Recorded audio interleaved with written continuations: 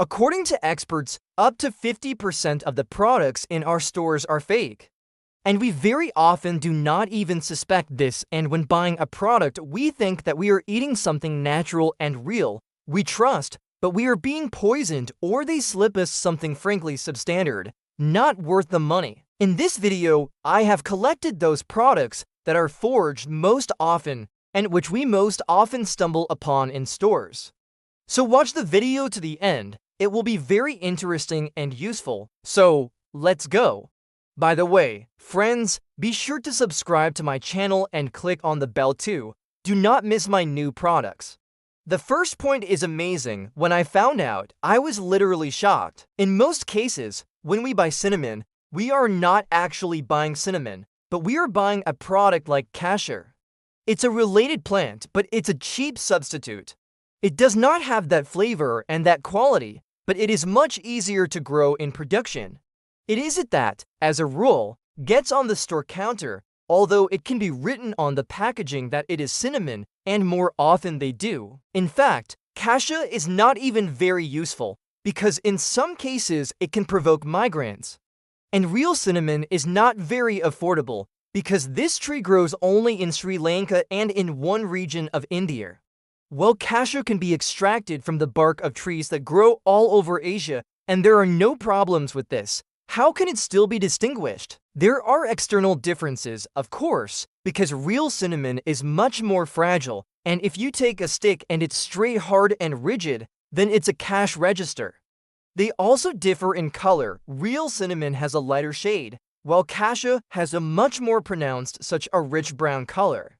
The next item is wasabi. Do you think you've ever tried wasabi? With a 99.9% probability, no. And I've never tried wasabi either. Or rather, what we have in stores and sushi bars is called wasabi. Then of course I tried, but it is not any wasabi, absolutely. In fact, even in Japan, real wasabi is not so easy to find because one small portion of wasabi would cost $5. Of course, no one wants to sell and buy it for such a price. Well, they may want to sell it, but there is hardly a beer. And therefore, at best, what is sold in our stores under the guise of wasabi is just painted horseradish. Sometimes some additional spices are added there for sharpness.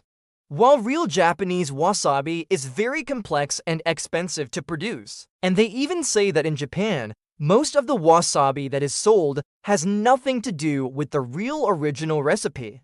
What can we say about all the other countries? Let's go further. The next item is smoked products. And first of all, smoked fish comes to mind. After all, when we buy smoked fish, we think that it was really smoked.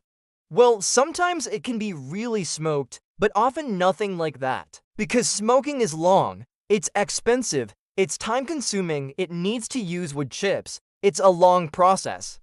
Who needs all this if you can use a cheap chemical substitute? Just liquid smoke and that's it.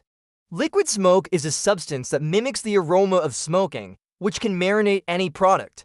The problem with liquid smoke is that it is very harmful. It is a carcinogen. In Europe, liquid smoke is even prohibited and in no case can it be consumed. And is it possible to somehow determine whether the smoked meat and fish were real or not? There are ways. Pay attention to the color. It should not be too bright, not too saturated, and not too strongly colored, because if you see it, most likely it is not a real smoking. In addition, the color should be distributed evenly, without any light zones and spots and dark zones and spots. Everything is smooth. And according to the characteristics of the meat or fish itself, of course, the products should be dry. Although sometimes honest manufacturers can write liquid smoke directly on the packaging in the contents of the product, but thanks for the honesty of some manufacturers, sometimes they themselves allow us not to buy their product with a clear conscience. The next item is olive oil. In fact, there is a lot of fake olive oil, and even in Europe and even in Italy, there is a lot of it. They even say that the Italian mafia earns about the same money from counterfeiting olive oil as from drug trafficking. I don't know whether it's true or not, but there is such a rumor going around, That is, imagine how much. And the temptation to fake olive oil is of course huge. Just take a cheap substitute, any other vegetable oil, and dilute with dyes and flavors, adjusting to the taste of olive oil. Is there any way to distinguish? In fact, there are certain difficulties with this, because there is no single criterion that olive oil should always be this shade, this taste, and just no deviations, but only that, and that's the point. No, because everything depends very much on the variety. Yes, real olive oil, depending on the varieties, may differ in taste and color. Probably this is what the Italian mafia uses. But from the general recommendations, it is not to buy the cheapest olive oil because it is obviously a fake most likely. And also, it's still worth paying attention to the smell and taste because real olive oil will give off such light shades of spices and the smell will be slightly tart and give off the smell of grass. Another criterion is that real olive oil, if you put it in the refrigerator, should harden, but this does not always work because fake oil can also easily harden itself in the refrigerator. Another thing is that if it has not hardened, then this will already be suspicious. The next item may even be dangerous. It's soy sauce. If you want to produce real soy sauce, then it's a whole story. In terms of the complexity of production, this can be compared with the blame. Well, we ourselves know perfectly well what a fine wine with many years of aging is, or what a mutter from a plastic bag is. It's about the same story with soy, oddly enough, because first it needs to be steamed, then mixed with flour from fried wheat grains, then it is salted and allowed to settle so that fermentation takes place. And then, most interestingly, the real soy sauce will ferment for at least 40 days, and up to 3 years. Imagine, yes, soybean production for 3 years. But of course there is always a temptation to cut this process down a lot, pour it with certain chemicals, so that everything matures much faster. Of course, this all affects both the taste and the usefulness of the product. And very often, such hastily put together low-quality products contain carcinogenic substances, in particular, chlorpropanol. So how can you still check for real soy or low quality? First of all, when you buy soy in the store, pay attention to the composition because ideally there should be 4 components: water, soybeans, wheat, and salt, everything.